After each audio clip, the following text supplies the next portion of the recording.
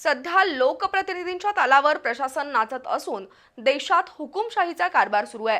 त्याला पायबंद घालून भ्रष्टाचार रोखणं गरजेचं आहे। त्यामुळे इचलकरंजीतील जनतेनं महायुतीला धडा शिकवण्याचा चंग बांधलाय।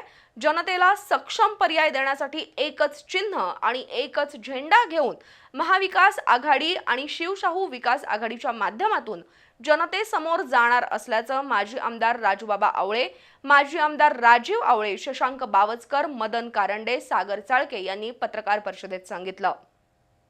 इचलकरंजीतील महाविकास आघाडी आणि मित्रपक्षांच्या वतीनं पत्रकार परिषद झाली। शशांक बावचकर आणि सागर चाळके यांनी पक्षीय पातळीवर वेगवेगळं लढून मतांची विभागणी होऊ नये यासाठी एक झेंडा आणि एक चिन्ह घेऊन जनतेसमोर जात असल्याचं सांगितलं। आघाडीच्या विचारांशी एकनिष्ठ असलेल्या कार्यकर्त्याला महापालिका निवडणुकीत उमेदवारी दिली जाईल। देशातील आणि राज्यातील हुकुमशाही कारभाराला पायबंद घालण्यासाठी इचलकरंजीतील जनतेला परिवर्तन पाहिजे आहे। इचलकरंजीतील नागरी प्रश्नांवर ही निवडणूक लढवणार असून महापालिकेचा पहिला महापौर महाविकास आघाडीचाच होईल असा दावा मदन कारंडे यांनी केला। सत्ताधारी मंडळी जनतेच्या खऱ्या प्रश्नांना बगल देत आहेत। लोकसभा आणि विधानसभा निवडणुकीत दिलेल्या आश्वासनांची पूर्तता झालेली नाही असा आरोप माजी आमदार राजीव आवळे यांनी केला।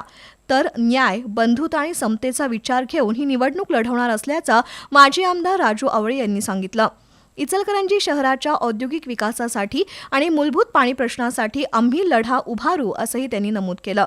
यावेळी प्रकाश मोरबाळे, सदामला बादे, मलकारी लवटे, रवी गोंदकर, सुनील बारवाडे, प्रदीप कांबळे, शशिकांत देसाई, प्रमोद खुडे, अभिजित रवंदे, रवींद्र पाटील यांच्यासह मित्रपक्षांचे पदाधिकारी उपस्थित होते।